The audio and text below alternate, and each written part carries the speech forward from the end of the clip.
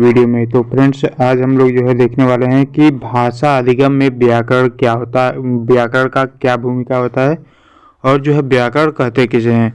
ठीक है, व्याकरण क्या होता है ये भी जानेंगे और भाषा अधिगम में व्याकरण की क्या भूमिका होती है ये भी जानेंगे। ठीक है, तो अधिगम में व्याकरण की भूमिका, अधिगम मतलब किसका अधिगम, भाषा का अधिगम। ठीक है, तो अधिगम में व्याकरण की भूमिका को स्पष्ट करने के लिए देखिए हमें क्या क्या चाहिए होता है, क्या क्या सीखना होता है। तो यहाँ पर देखिए लिखा है कि भाषा को शुद्ध रूप से प्रयोग करने के लिए 4 कौशलों की आवश्यकता होती है। ठीक है, चाहे कोई भी भाषा हो, भाषा को शुद्ध रूप से मतलब उसको लिखने के लिए जो है हमें 4 कौशलों की आवश्यकता होती है। और वो 4 कौशल कौन कौन से हैं? सबसे पहला है आपका पढ़ना, फिर जो है लिखना, फिर बोलना और फिर सुनना। यानी कि पढ़ना, लिखना, बोलना और सुनना, ये जो है चारों कौशल महत्वपूर्ण होते हैं, यानी कि अधिक सहायक होते हैं किसी भी भाषा अधिगम में व्याकरण की भूमिका को स्पष्ट करने के लिए। ठीक है, उसके बाद देखिए शुद्ध भाषा सीखने के लिए व्याकरण का ज्ञान एवं प्रयोग आवश्यक होता है। देखिए कोई भी भाषा हो उसका जो है शुद्ध ज्ञान तब होगा जब उसके व्याकरण को आप सीखेंगे। जैसे हिंदी को सीखना है शुद्ध रूप से तो हिंदी व्याकरण को आपको पढ़ना पड़ेगा। अंग्रेजी को शुद्ध सीखना है तो अंग्रेजी के व्याकरण को शुद्ध पढ़ना पड़ेगा। ठीक है, इसके लिए व्याकरण शिक्षण किया जाता है। ठीक है, अब व्याकरण का अर्थ क्या होता है, यानी कि इसका क्या परिभाषा होता है ये जो है देख लेते हैं। तो व्याकरण का अर्थ और परिभाषा भी जो है पूछ लिया जाता है आपके एग्जाम में। तो देखिए डॉक्टर जयगर के अनुसार, ठीक है, डॉक्टर जयगर क्या कहते हैं कि प्रचलित भाषा संबंधी नियमों की व्याख्या ही व्याकरण है। ठीक है, यानी कि कोई भी भाषा हो उसमें जो नियम होते हैं, नियम की जो व्याख्या होती है वो जो है व्याकरण होता है। व्याकरण में क्या पढ़ते हैं हम लोग, नियम ही तो पढ़ते हैं। ठीक है, चाहे हिंदी व्याकरण ले लीजिए, चाहे अंग्रेजी व्याकरण ले लीजिए, कौन से शब्द के बाद कौन सा शब्द आएगा तो कि कौन सा उच्चारण निकलेगा। ठीक है, जो है कौन शब्द जो है कितने प्रकार के होते हैं, ये सब क्या है, ये सब नियम ही तो है व्याकरण में। ठीक है, तो व्याकरण जो है स्पेशली हम लोग जो है नियम पढ़ते हैं व्याकरण में। अब इस शीट के अनुसार क्या है, शीट कहते हैं कि व्याकरण भाषा का व्यवहारिक विश्लेषण अथवा उसका शरीर विज्ञान है। ठीक है, और डॉक्टर ह्यूम ग्रील्ड के अनुसार क्या है कि भाषा के रूप में सार्थक एवं शुद्ध व्यवस्था ही व्याकरण है। ठीक है, तो भाषा के रूप में सार्थक एवं शुद्ध व्यवस्था ही क्या है, व्याकरण है। अब व्याकरण की परिभाषा के बाद अब जो है व्याकरण की भूमिका को देख लेते हैं कि व्याकरण की क्या भूमिका है।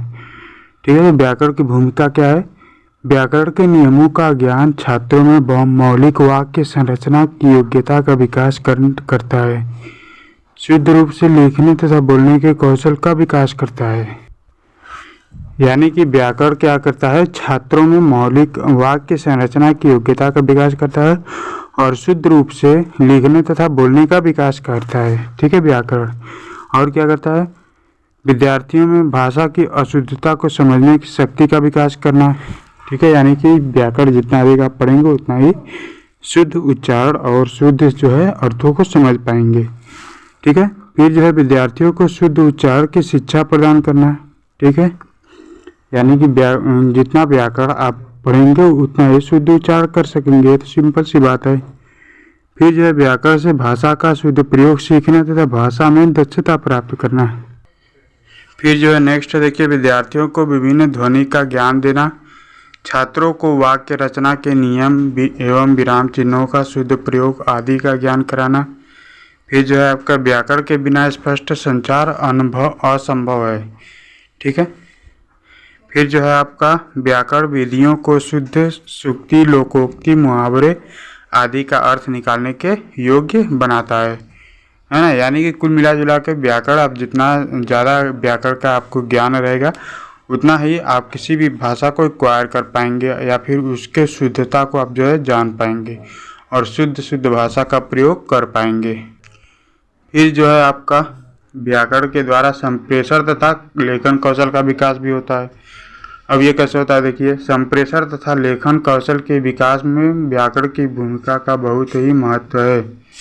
बिना व्याकरण के ज्ञान के संप्रेषण तथा लेखन कौशल का विकास संभव नहीं होता है। अब यहाँ पर जो है आपका हो गया व्याकरण के द्वारा संप्रेषण और लेखन कौशल का विकास। और संप्रेषण का विकास व्याकरण के द्वारा कैसे होगा और लेखन कौशल का विकास व्याकरण के द्वारा कैसे होगा, ये जो है हम अलग अलग देख लेते हैं। ठीक है, सबसे पहले देखते हैं संप्रेषण कौशल के विकास में व्याकरण की क्या भूमिका है। तो देखिए, सबसे पहला पॉइंट है, यह बालक में ऐसी क्षमता का विकास करने में सहायक है जिससे कि वे अपने भावों को शुद्ध रूप से व्यक्त कर सके, यानी कि किसी के सामने जो है बोल सके। ठीक है, संप्रेषण का मतलब ये होता है अपनी बातों को कहना या फिर एक दूसरे से बातचीत करना, है ना। फिर जो है अगला पॉइंट है, देखिए, बालकों के अशुद्ध उच्चारण को शुद्ध करने में सहायक होता है ना। इसके ज्ञान से बालकों में ऐसी क्षमता का विकास होता है कि बालक प्रश्नों का उत्तर प्रवाहपूर्ण तरीके से दे सके। प्रवाहपूर्ण तरीके से दे सके मतलब कि बालक जो है बिना हिचकिचाए किसी भी प्रश्न का उत्तर दे सके। फिर नेक्स्ट पॉइंट है, यह बच्चों में भाषा संबंधी अभिव्यक्ति का विकास करने में भी सहायक है। ठीक है, फिर नेक्स्ट पॉइंट है, व्याकरण शुद्ध एवं सही वाचन का अभ्यास करने में सहायक है ना। फिर जो है अगला देख लेते हैं कि लेखन कौशल के विकास में व्याकरण का ठीक है, अब लेखन कौशल के विकास में व्याकरण का क्या महत्व देखते हैं। व्याकरण ज्ञान से छात्र पढ़ी तथा सुनी हुई बातों को शुद्ध रूप से तथा विराम चिन्हों का सही प्रयोग करते हुए लेखन कौशल का विकास कर सकते हैं। फिर अगला पॉइंट है, यह छात्रों को लेखन शैली में मुहावरों, लोकोक्तियाँ का प्रयोग करने तथा का शिक्षण देकर उनके लेखन कौशल के विकास में सहायक है। फिर है, व्याकरण से छात्रों में विभिन्न नए नए शब्दों की समझ विकसित हो जाती है जिसका प्रयोग करके भी अपने लेखन कौशल का विकास कर सकते हैं। फिर जो है अगला पॉइंट है, यह छात्रों को गद्य पद्य में अंतर समझाकर उसके लेखन कौशल का विकास करने में सहायक है। और फिर जो है आपका व्याकरण छात्रों के लेखन में संज्ञा, सर्वनाम, विशेषण, क्रिया, प्रत्यय, उत्तर तथा तत्सम शब्द, तद्भव शब्द आदि के प्रयोग से उनके लेखन कौशल में विकास करने में सहायक होता है। ठीक है, तो ये जो है हो गया आपका लेखन कौशल और संप्रेषण कौशल में व्याकरण की भूमिका। ठीक है, तो अधिगम में व्याकरण की भूमिका बस इतना ही है। इसमें सबसे मेन पॉइंट है आपका पढ़ना लिखना।